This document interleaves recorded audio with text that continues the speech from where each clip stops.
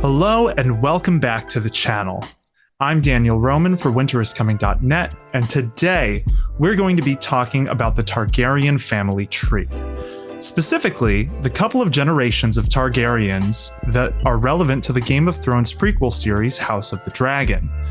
That show will depict the events of a brutal civil war known as the Dance of the Dragons, when two rival factions of the Targaryen family tore Westeros apart in a bitter feud for the Iron Throne, around 200 years before the original series.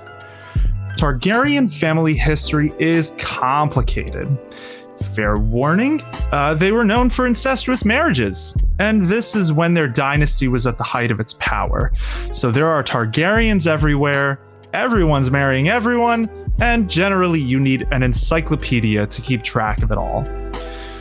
We're going to try to make it a little easier for you to decode who's related to who in House of the Dragon.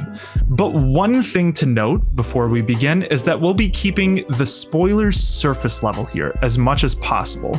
So we won't be covering children who come about as a result of marriages that take place during the Dance of the Dragons or slightly before it. Now, let's get into it.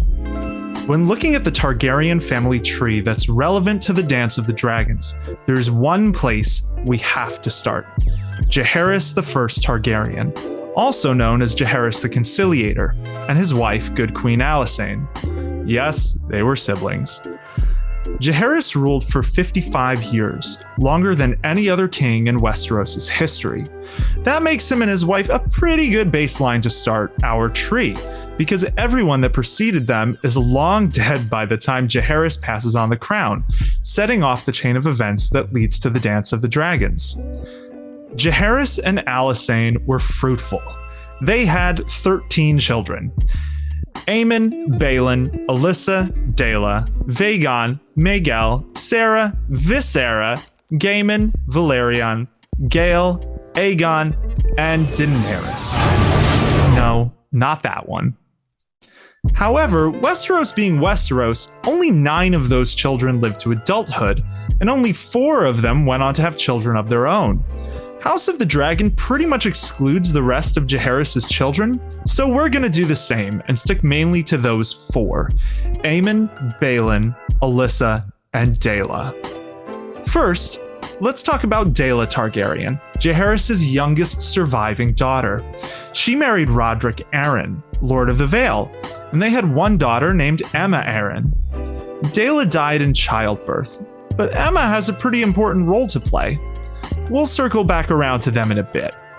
Aemon Targaryen, heir to the Iron Throne, married Jocelyn Baratheon, who herself was a distant cousin, because Targaryens. Together they had one daughter, Rhaenys Targaryen. Rhaenys is the first character we're mentioning who will be a major player on House of the Dragon. She goes on to marry Corlys Velaryon, a famed mariner known as the Sea Snake who traces his blood back to Old Valyria alongside the Targaryens. Together they have 2 children, Laena Velaryon and Laenor Velaryon.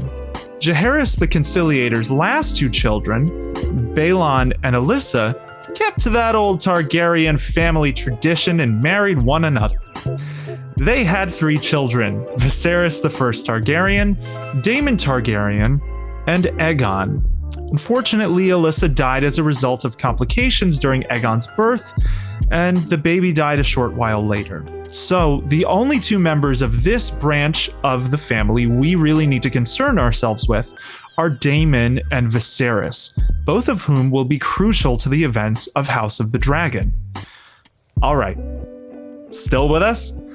At this point in the family tree, we have a few major players from House of the Dragon on the board, and things have expanded about as far as they're going to. Now it's time for the tree to contract, as we get into the incest part of the lesson. As we mentioned, Rhaenys and Corlys Velaryon had 2 children of their own, Laena and Laenor Velaryon. Rhaenys' cousin Daemon Targaryen married Rhea Royce, but theirs was an unhappy marriage. After Rhea's untimely death, the cause of which was never quite made clear in Fire and Blood, Daemon eventually remarried to his first cousin once removed, Laena Velaryon, and they had twin girls, Rhaena and Baela. Viserys I Targaryen married his cousin Aemma Arryn, before going on to succeed his grandfather Jaehaerys as the new king of Westeros. Viserys and Aemma had a daughter named Rhaenyra Targaryen, who is arguably the main character of the Dance of the Dragons. However, Aemma died giving birth to their second child, Balon, who himself died the following day. Fast forward a bit, and Rhaenyra married Laenor Velaryon in a political marriage when she was a teenager. They had 3 children, Jaehaerys, Lucerys, and Joffrey. However, it was speculated by many in the realm that these children might have been fathered by Harwin Breakbones Strong, since it was whispered that Laenor preferred the company of men and the kids didn't have that trademark Targaryen look. Lastly, we come back to the crux of the dance. After the death of Aemma Arryn, King Viserys I Targaryen remarried to a young woman named Alicent Hightower, the caretaker of old King Jaehaerys in his twilight years and the daughter of his hand of the king, Otto Hightower. Viserys and Alicent had 4 children of their own.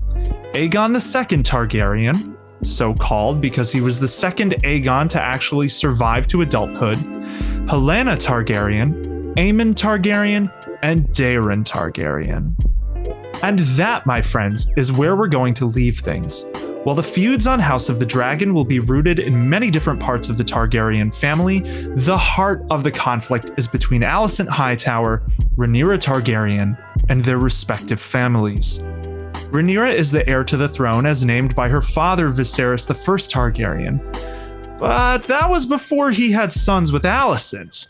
And though Viserys insisted until his dying day that Rhaenyra was still his heir, I'm sure you can guess that Alicent would rather her own blood on the throne.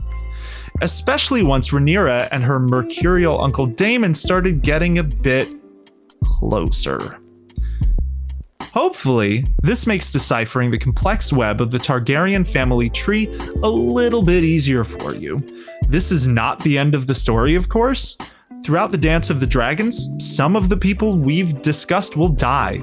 Others will remarry and have even more children with different spouses, and 1 or 2 may even live to the end of the conflict and get to see the next generation of Targaryens rise. But this is where it all begins for House of the Dragon. If you enjoyed this video, don't forget to like and subscribe, and let us know in the comments if there are any other things you'd like us to break down related to House of the Dragon.